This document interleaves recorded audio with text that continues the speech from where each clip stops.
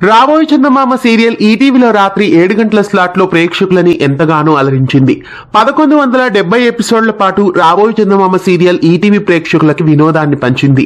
26 April 2021న ఈ ధారావాహికను ప్రారంభించారు. Arka media banner పైన ఈ సీరియల్ ను ఈటీవీ ఛానల్లో లాంచ్ చేశారు.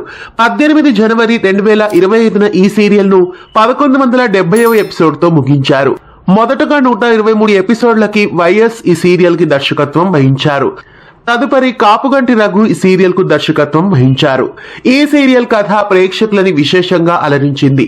ఎన్నో క్యారెక్టర్స్ ఈ సీరియల్లో ప్రేక్షకులని విశేషంగా అలరించాయి. శివరాం, భరత్, చంద్రిక, రుద్రాని ఇలా ఎన్నో క్యారెక్టర్స్ ఈ ధారావాహికలో ప్రేక్షకులని ఆకట్టుకున్నాయి. శివరాం క్యారెక్టర్ లో రవిశంకర్ రాథోడ్, చంద్రికగా హారిక సాధు, హారికగా ప్రీతి శ్రీనివాస్, భరత్ గా భరద్వాజ్, రుద్రానిగా వీణా పొన్నప్ప, నీరజగా అనూష, మీనాక్షిగా మీనావాసు భావన, భానుమతిగా మాధవి ఉట్ల, కార్తిక్ గా దేవరాజ్ రెడ్డి, కార్తిక్ తల్లిగా సునీత మనోహర్, పూజగా కృష్ణ సమీర, భాగ్యగా మాధవి సాకేత్, ప్రిన్సీగా బేబీ నందిత, గీతగా అనిత, స్వీటీగా అంకిత, నాగమణిగా వాహిని, మాధవరావుగా మధు మీనన్, లక్ష్మిగా నిహారిక ఉషారాణి, అభిగా అభి అన్నం, ఇంద్రసేనగా నేత్రా జాదవ్, వీరాస్వామి తల్లిగా తెనాలి శకుంతల, రాణిగా మేఘనా చౌదరి, హారిక తల్లిగా శాంతిరెడ్డి, రేఖ తల్లిగా రాగసుధ, సుజాతగా మమత, సిఐ ప్రకాష్ గా వైభవ్ సూర్య, చలపతిగా కోటా శంకర్రావు,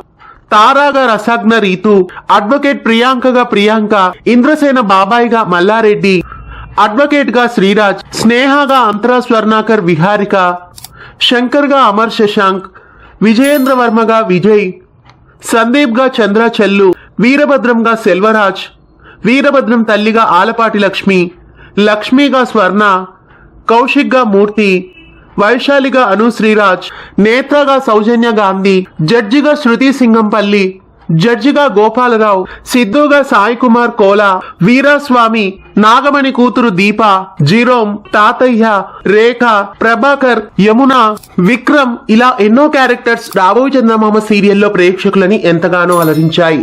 రాబోయే చందమామ సీరియల్ 1170వ ఎపిసోడ్ తో శుభం కార్డు పలికింది. డిసెంబర్ లో ముగించాల్సిన ఈ ధారావాహికను ఝాన్సీ సీరియల్ డిలే అయినందువలన జనవరి నెల వరకు కొనసాగించారు. డిసెంబర్ క్లైమాక్స్ లో రుద్రాని చనిపోయినట్లు చూపించాల్సింది. భరత్ తాళి కట్టడం వలన రుద్రాని మళ్లీ బ్రతికినట్లు చూపించారు. చివరన తనకెంతో ఇష్టమైన భరత్ కోసం రుద్రాని తన ఆస్తిని, చివరికి భరత్ తల్లి కోసం కిడ్నీని కూడా డొనేట్ చేసి ఆమె ఒక త్యాగమూర్తి అన్నట్లు నిరూపించుకుంటుంది. చివరన అందరికీ వీడ్కోలు చెప్పి భరత్ చంద్రికలని స్వేచ్ఛగా జీవించమని దూరంగా వెళ్లిపోతుంది. ఇలా రాబోయే చందమామ సీరియల్ కు చక్కటి క్లైమాక్స్ ఇచ్చారు. సీరియల్ చక్కగా పాజిటివ్ గానే ముగిసింది. మొదటి నుండి హీరోగా చూపించిన శివరాం క్యారెక్టర్ ని మధ్యలోనే సైడ్ చేశారు. శివరాం క్యారెక్టర్ కి అలాగే ఇంకా ఎంతో మంది క్యారెక్టర్స్ కి ఈ సీరియల్లో సరిగ్గా ముగింపు ఇవ్వలేదు. చివరికి ఆ క్యారెక్టర్స్ గురించి ఏమి చెప్పకుండానే రుద్రాని భరత్ చంద్రికల కథతోనే సీరియల్ ని క్లోజ్ చేశారు. రాబోయే చందమామ సీరియల్ క్లైమాక్స్ మీకెలా అనిపించింది? ఈ సీరియల్ కి చక్కటి ఎండింగ్ ని ఇచ్చారా? ఈ సీరియల్ క్లైమాక్స్ కి 5కి గాను మీరు ఎంత రేట్ చేస్తారో కామెంట్స్ లో నమోదు చేయండి.